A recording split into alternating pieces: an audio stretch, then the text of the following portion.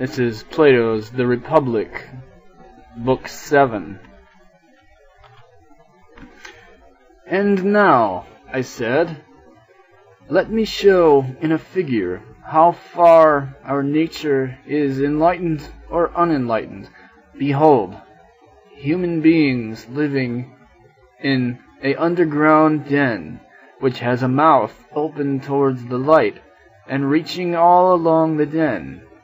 Here they have been from their childhood, and have their legs and necks chained, so that they cannot move, and can only see before them, being prevented by the chains from turning round their heads.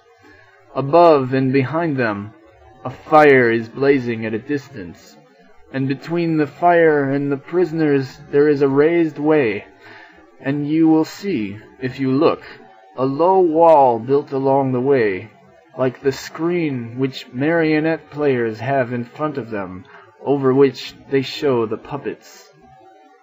"I see."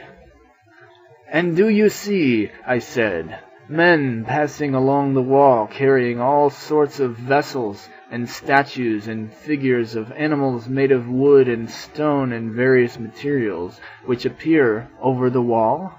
Some of them are talking, others silent.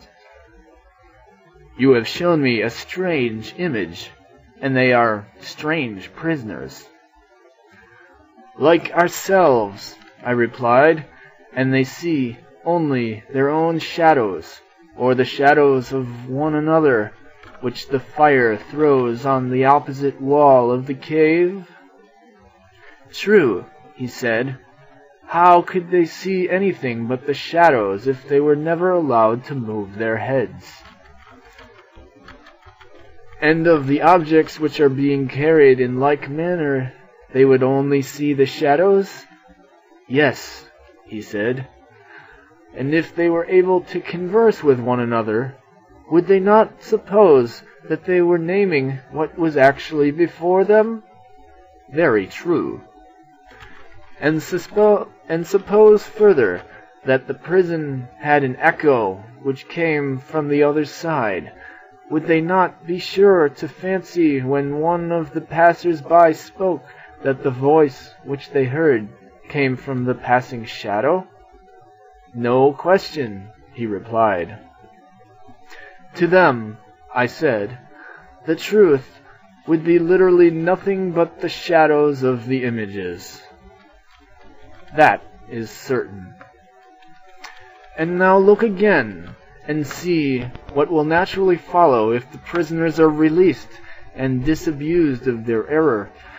At first, when any of them is liberated and compelled suddenly to stand up and turn his neck round and walk and look towards the light, he will suffer sharp pains.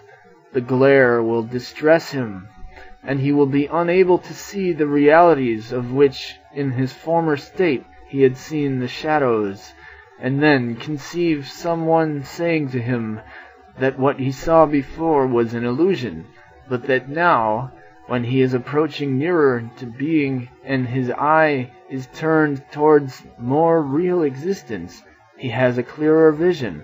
What will be his reply? And you may further imagine that his instructor is pointing to the objects as they pass and requiring him to name them. Will he not be perplexed? Will he not fancy that the shadows which he formerly saw are truer than the objects which are now shown to him? Far truer. And if he is compelled to look straight at the light, will he not have a pain in his eyes which will make him turn away to take refuge in the objects of vision which he can see, and which he will conceive to be in reality clearer than the things which are now being shown to him? True, he said. And suppose once more that he is reluctantly dragged up a steep and rugged ascent, and held fast until he is forced into the presence of the sun himself. Is he not likely to be pained and irritated? When he approaches the light, his eyes will be dazzled. and he will not be able to see anything at all of what are now called realities. Not all in a moment, he said. He will require to grow accustomed to the sight of the upper world. And first he will see the shadows best, next the reflections of men and other objects in the water, and then the objects themselves. Then he will gaze upon the light of the moon and the stars and the spangled heaven, and he will see the sky and the stars by night better than the sun or the light of the sun by day?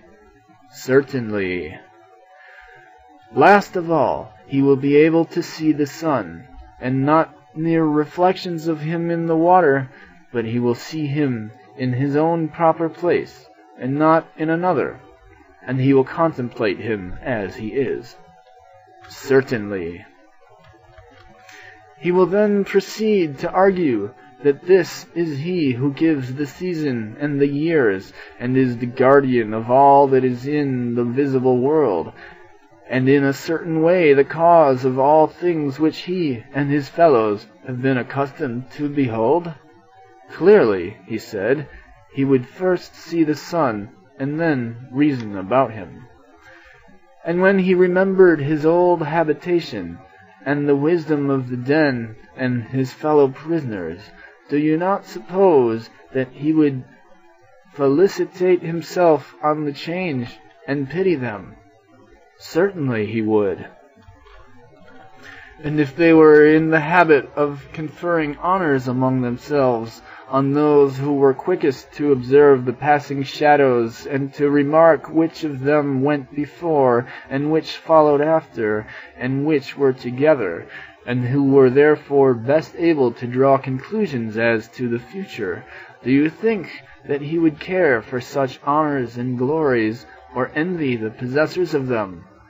Would he not say with Homer, "Better to be the poor servant of a poor master, and to endure anything, rather than to think as they do, and live after their manner"?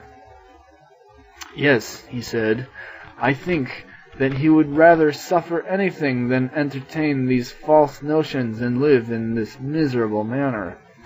Imagine once more, I said, such an one coming suddenly out of the sun to be replaced in his old situation. Would he not be certain to have his eyes full of darkness? To be sure, he said. And if there were a contest, and he had to compete in measuring the shadows with the prisoners who had never moved out of the den, while his sight was still weak, and before his eyes had become steady, and the time which would be needed to acquire this new habit of sight might be very considerable, would he not be ridiculous? Men would say of him that up he went and down he came without his eyes, and that it was better not even to think of ascending, and if any one tried to lose another and lead him up to the light, let them only catch the offender, and they would put him to death. No question, he said.